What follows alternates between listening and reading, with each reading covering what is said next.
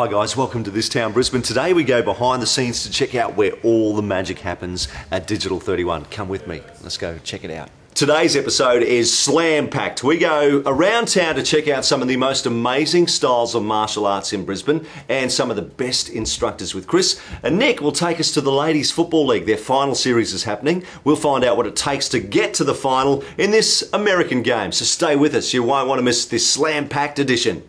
Okay guys, I'm here at Arana Hills PCYC to check out a charity event with 4 different instructors for martial arts to teach you the know-how on how to defend yourself. I'm excited. Let's go check it out.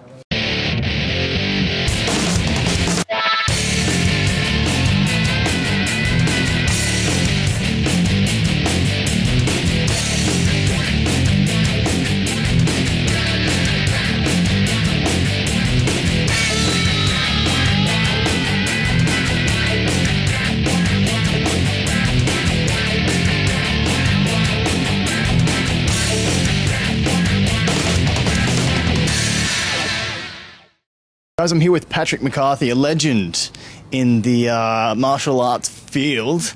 Now, what is your background in martial arts? Okay, thanks for that introduction. Legend, okay. In my own lunchtime, maybe. I have a background that goes back to the mid-1960s. It started out just after the Summer Olympic Games in 1964. We had a documentary showed at our school which highlighted Canadian judo champion Doug Rogers. We saw the documentary, it was fabulous, and that's when I started. So judo was my first tradition, and of course judo is the modern school of jiu-jitsu, and so we went from the judo to the jiu-jitsu and changed our focus from the sporting aspect to more of the self-defense aspect, the joint locks, pressure points, takedowns, strangulations, throws, grappling groundwork. And we looked at changing the contextual premise from its rule-bound competitive aspect to something a little bit more eclectic that reflected those actual scenarios by which self-defense would be a means in the first place. And many of them are not actually the real simple ones, or having the luxury that your opponent is in front of you. That works well in seminars because everybody, I learned a new drill today, you know. The real reality is when you do the studies, you do the forensics, you look at the criminal justice system, correctional facility, most of you don't even see it coming. So how then do you build up a familiarity with these habitual acts of physical violence, if not reenact them in your dojo? Passive resistance up to aggressive resistance in a controlled environment with a healthy respect between each other. You know, so if you could take the face or gouge the eye or pull the lip, you don't do that. You knew you could, that's enough. So with that type of mentality, you could see why I was attracted to things like Jeet Kune Do. Bruce Lee, of course, is... legend, Bruce Lee. Everyone knows Bruce Lee, of course, yeah. His words jumped literally off the pages of his books and danced, and I wanted to become part of that movement.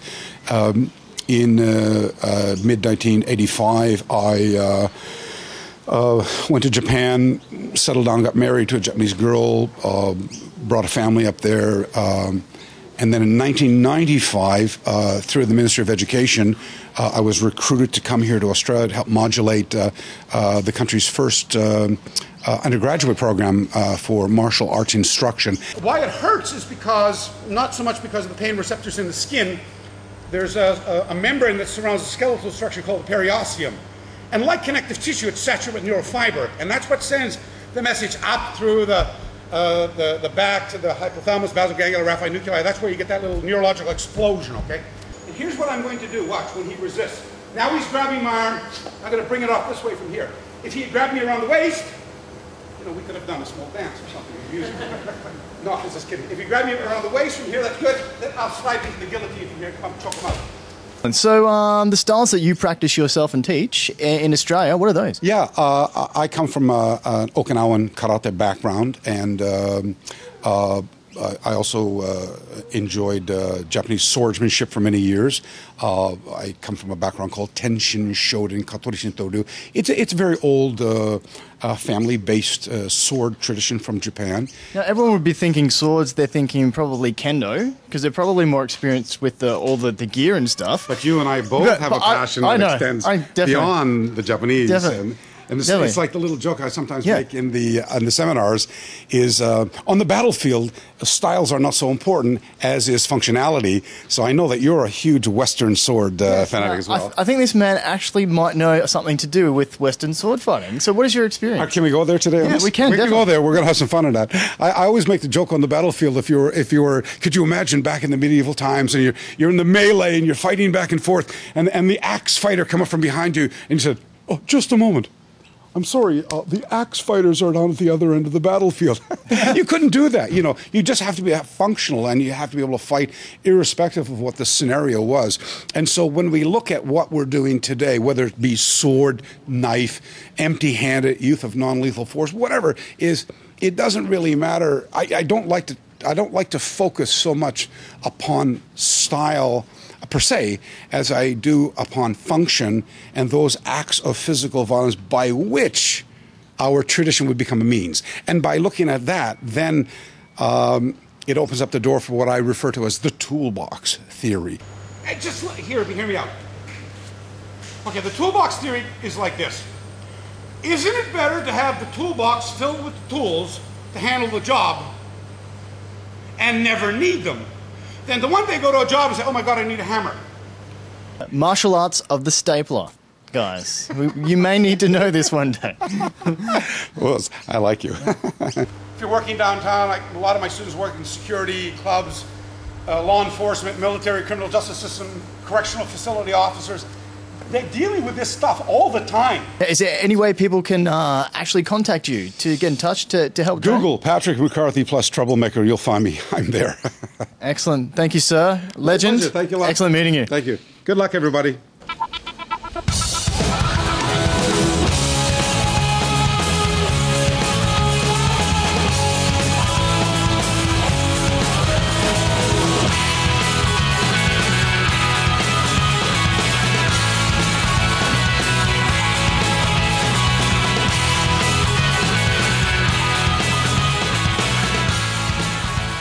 Okay, I'm here with Mori Sensei. Now, Mori Sensei has been doing Aikido, Yoshinkan Aikido, for a lot of years. Now, what is your experience in Aikido? When did you first start? High school finished 18 years, altogether 28 years now. 28 years has to be hard on your body. Does it really put a lot of strain on your body? Special training very hard. After maybe no injuries, no problems. Yeah, because I've actually trained with Mori Sensei, and I know it does hurt, and the amount of stamina that and degree of like I guess skill that you do in your work is exceptional. To become like such a high-ranking sort of person in Aikido, is it a hard, dedicated life? My feel is this is natural. Yeah, not hard, just life. This is life.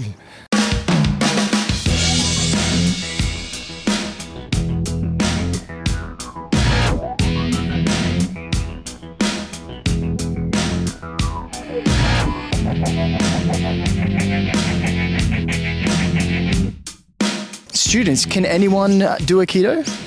I think all, like kids and men's, women's, old men's, already. Very large and small midgets as well. Yeah, everything. Thank you for speaking to us, Mori Sensei.